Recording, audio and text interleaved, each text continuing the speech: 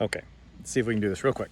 I felt like I needed to say a little something about my recent posts on a short story that I have coming out next month. It's going to actually hit the Friday about a week before Halloween.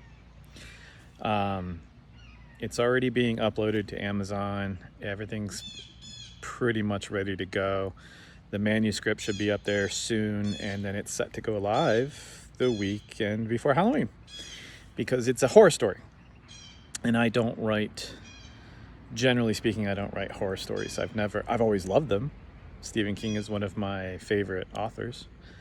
Has been since I was 12, and there's a story behind that. But that's not the kind of fiction I write. I don't feel like I'm very good at writing scary stories. But I had this idea a couple years ago, and I'm going to blame my buddy Craig. So Craig, if you see this, it's your fault again for another short story. He and I were chatting, and I don't want to give away any plot details or anything like that, but we kept talking about this subject matter. And I kept telling him, I said, dude, if you keep bringing this up, I'm going to write about this again. I'd already done that to him once on a story, and sure enough, I did. It's called Push. You can download it. It's a short story on Amazon. Because he kept bringing up this subject matter, and I thought, this is disturbing, man. I don't want to talk about it anymore. But if you keep talking about it, I'm going to do it again. I'm going to bring it. I'm going to immortalize it. And this was a few years ago. And lo and behold, he did. So the idea, it just stuck in my head. And again, I'm trying not to give anything away. But there's also elements in that story beyond the pure, fantastical. The elements in there that scare me the most are things that just terrified me. And one of those things is that I might lose a family member, right? And let's see if I can switch hands real quick. I'm sorry if the camera's shaking.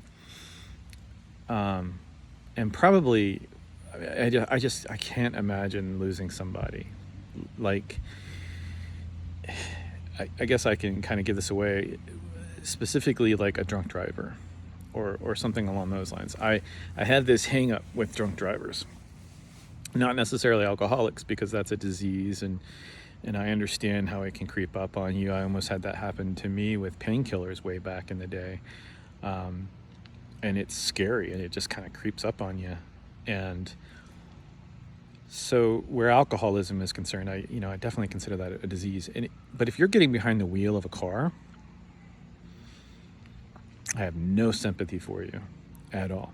And I have a special place in my heart where I put those people.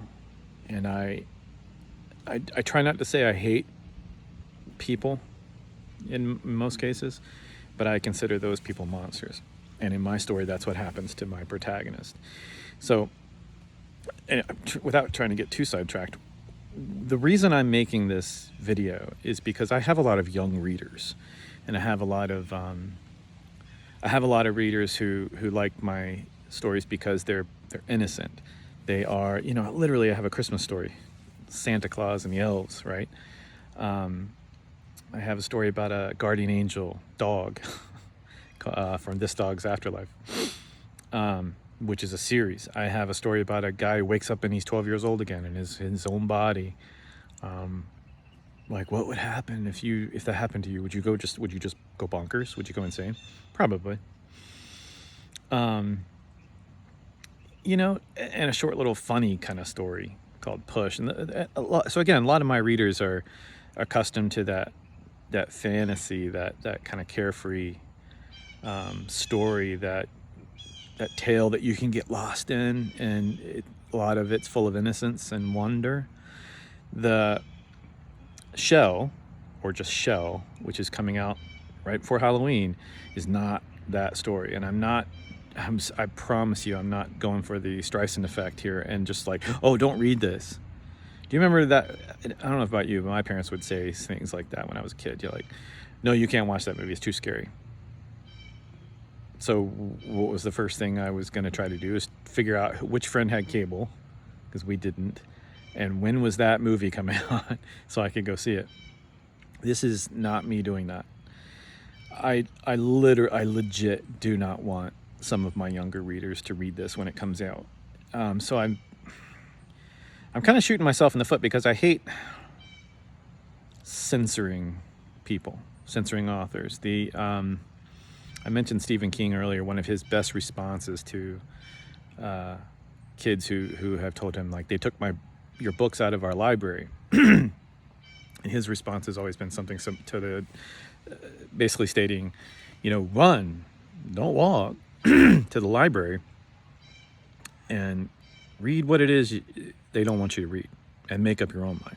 And I've always said that. I hate that. But again, I really don't want some of my readers reading this story. So that's why I'm recording this video. It's very dark. It's actually a novelette. There's a weird area between novella and short story called a novelette, and that's where this thing takes place. So it's not a short 5-page story. I think it was, at last count, 60 or 70 pages long. You can read it in a single sitting, but it's very dark. It's probably one of the scariest things that I can imagine happening to me on one level. And then it just,